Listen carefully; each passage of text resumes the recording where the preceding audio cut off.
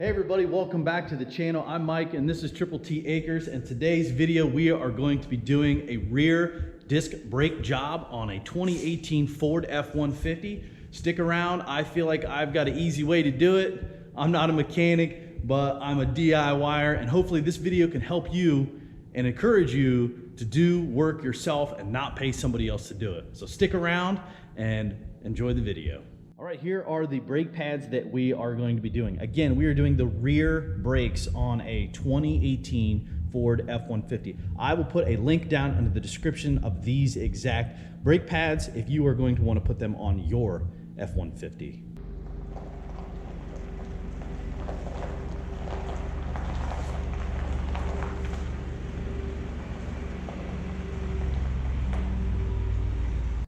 All right, we got the truck set up on jack stands with the jack supporting in the middle, and let's get these tires off.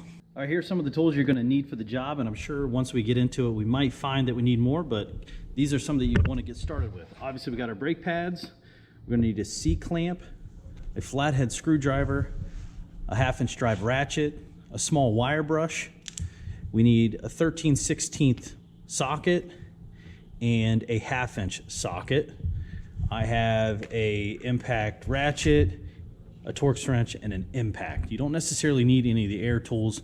Most of the time you could just use hand tools if that's all you've got. Got the tire and wheel off, and what we want to look at here now is we want to make sure that we don't need to replace our rotors. And this is just kind of a rule of thumb. Listen, I am not a mechanic. I'm just a DIY guy, so just take what I say with a grain of salt, but this is something that you could do. Just run your finger on this, and as long as this isn't grooved and you haven't been driving on the brakes for so long that it began to grind in and actually start to groove your rotor, you won't need to replace a rotor. So if they're smooth on this side and smooth on the other side, you should still be good to go. Okay, so the first thing we're going to want to do to get this caliper off is there's a bolt here and there's a bolt here. And this is where that 1/2-inch socket is going to go. You're going to put one here, slide right on that, take that one off, and take this one off. And what we're going to do is we're going to pull this caliper off and set it up and expose our brake pads here.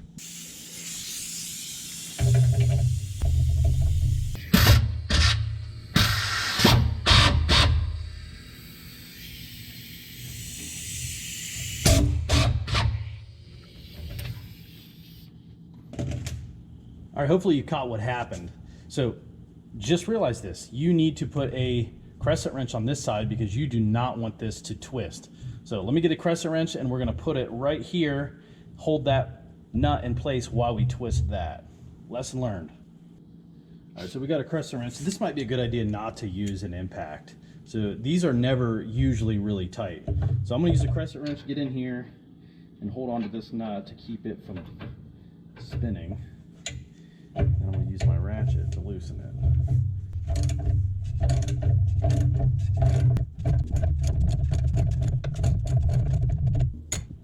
So you notice this is not spinning now. This will come right out. You want to do the same thing down here. There's a little rubber gasket because these things go in and out. So we'll loosen it up over here too.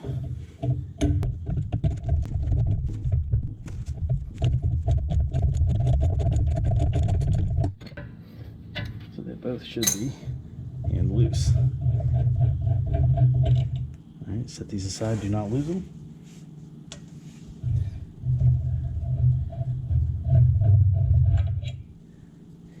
And our caliper should slide right off. There it is. All right, caliper is off. It's not a bad idea to get some zip ties or whatever and hold that thing up to keep it from falling down. But now we have our brakes exposed. So here's a brake pad and here's a brake pad. And this is where your flathead screwdriver comes in here. So you want to be careful using this. You don't want to actually groove the rotor with this. So just gentle, should be able to, they should come right out pretty easy.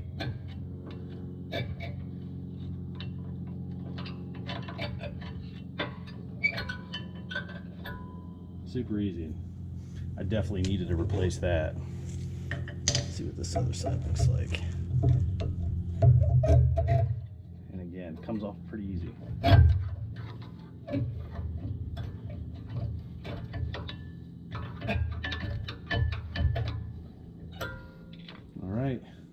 Yep, this one was bad. So this is where we'll test. We'll stick their hands on the back side. That's smooth, this side smooth.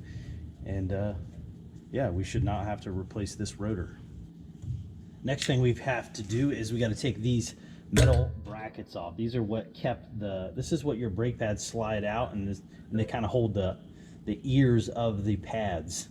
So we're going to take these off because the brake pads that we ordered on Amazon came with some new ones. So we're going to take these things off and get some new ones on here. They should pop right off.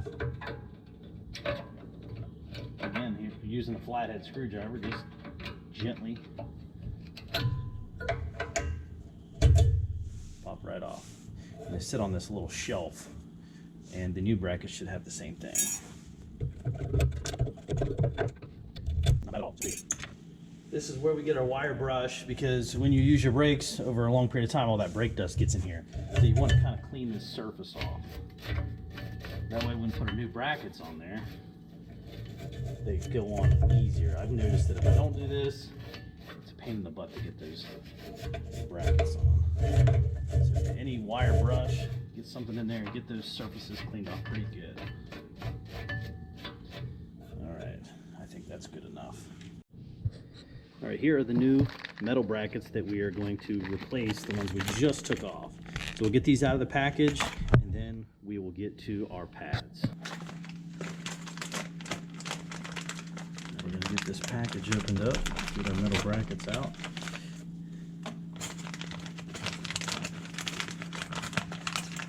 And they should be the same. There's not a top versus bottom.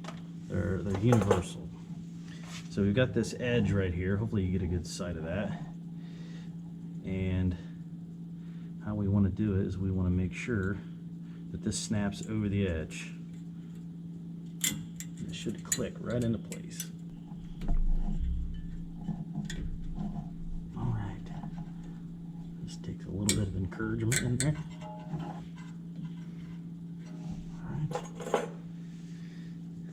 You might have to wrestle with it a little bit, but it's not too bad.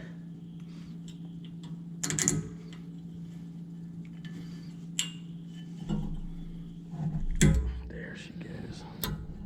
All right. You have to work with it a little bit, but it'll go on, and you'll feel it click into place. If you don't get these things fully set, it's going to be difficult to get the actual brake pads on. Let's get our pads out.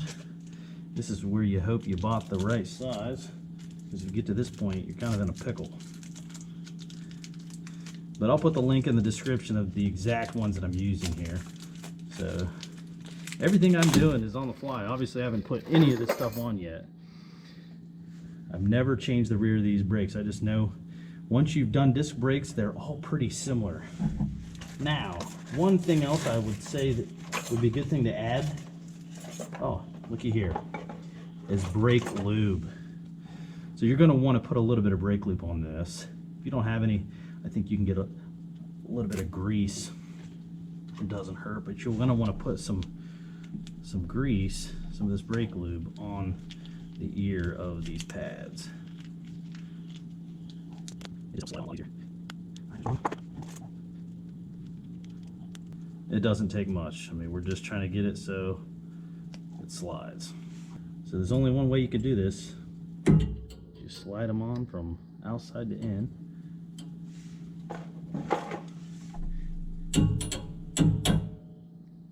And look at that. There's one side. What I'm doing is you got these ears on here that actually slide in a groove. And you'll know you're putting it on the right way because it won't go on any other way.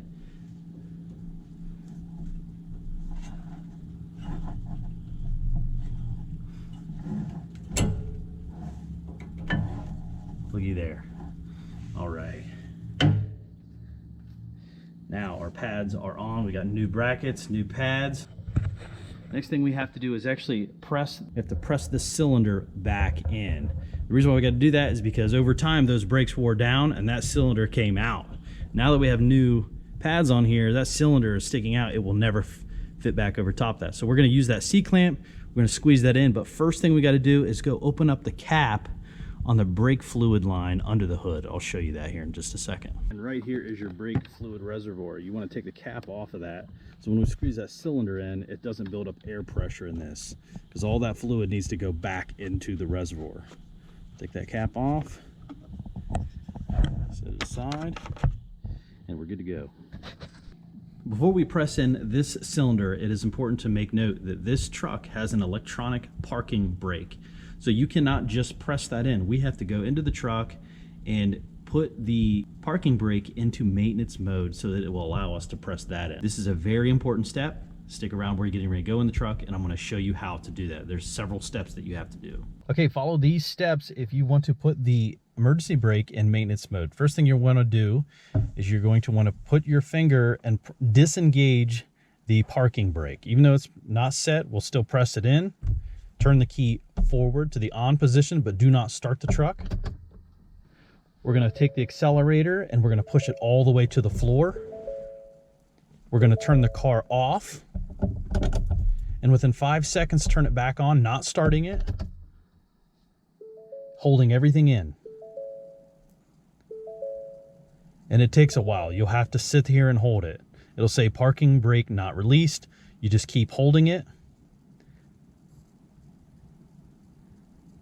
Keep holding it. It takes a few minutes. Don't let off of it. Your display, there it goes. Park brake maintenance mode. And your screen, parking brake maintenance mode. Now we can press in that cylinder. Stay tuned to the end of the video. I will show you how to take it out of this mode. Now that our parking brake is in maintenance mode, we can take our C-clamp and press in the cylinder right here. So I've got my C-clamp here. We'll get it nice and wide.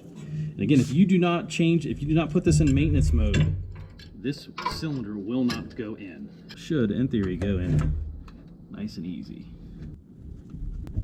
Right.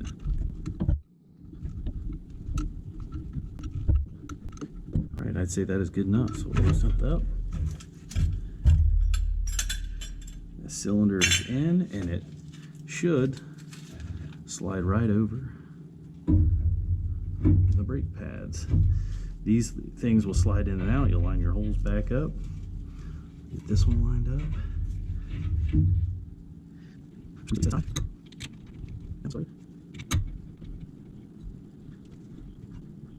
Remember, we don't want these gaskets to twist, so you want to make sure you have something biting onto that. I'm just getting them hand tight for now.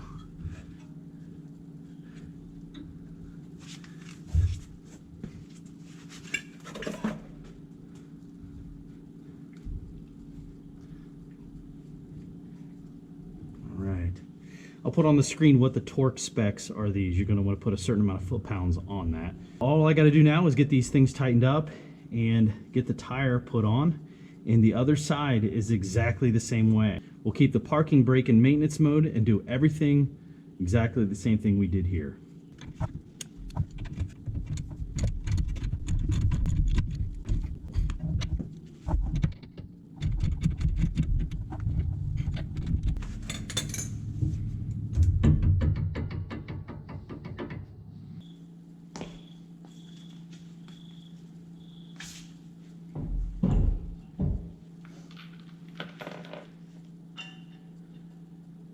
We just got to get the tire dropped, and the owner's manual says that these need to be set at 100 foot-pounds. So we'll set the torque wrench up for 100 foot-pounds. Well, we got to the other side, and bad for me, good for you guys. My rotor was bad, and I know that because we talked about earlier, this side, one side being smooth. That's how you know. Well, I got to the other side, and this is definitely grooved really, really bad. Let's see if I can get close enough so you can see it. But yeah, this right here, I can stick my hand across that and it grooved. So let me show you what I did to get the rotor off. All right, literally the rotor is just setting on there. So half the time you'll be able to just pull these things off.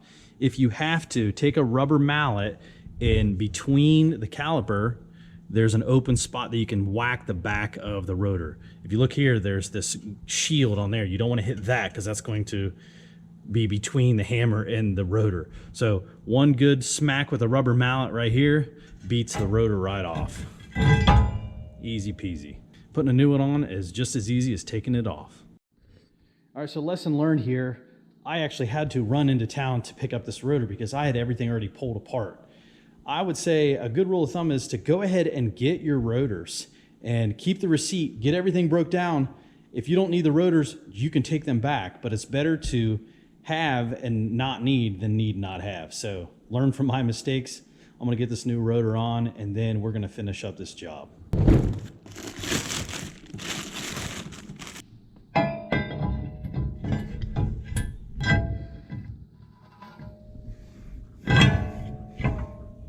All right, new rotor's in place. The only thing that holds that on is when you put the wheel back on, all your lugs will press up against that and it will keep it there. That's it. New rotor is on. All right, we got a torque wrench here. We're gonna set it for 100 foot-pounds because that is what the owner's manual says. All right, we get her set. And then we are going to do a star pattern. Star pattern meaning you go here, here, here, here, here, here. Directly across from that. Directly across from that. When you hear it click, that's when you know it's good. 100 foot-pounds should be good to go. We'll do the other side, and then I'm going to show you how to get the parking brake out of maintenance mode. All right, we're back in the truck, and we are going to take it out of maintenance mode. First thing you're going to do is turn the ignition switch on without starting the truck. Engage the parking brake. Hold down the gas all the way to the floor. Turn the ignition off. Within 5 seconds, turn the ignition back on. Just wait a few minutes, keep everything held down.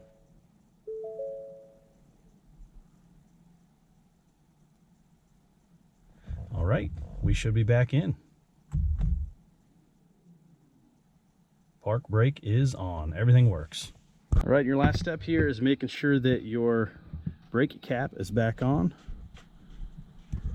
All right, guys, this brake job is finished. I hope that that encourages you that you can do it. It is not that difficult. You can save lots of money by doing the work yourself. Again, I'm not a mechanic, but I for sure will definitely give it a shot. I look at videos on YouTube and they've helped me, so I hope this helps you. If you guys like this content, hit that like button, hit the subscribe, and until next time, guys, we'll see you in the next video.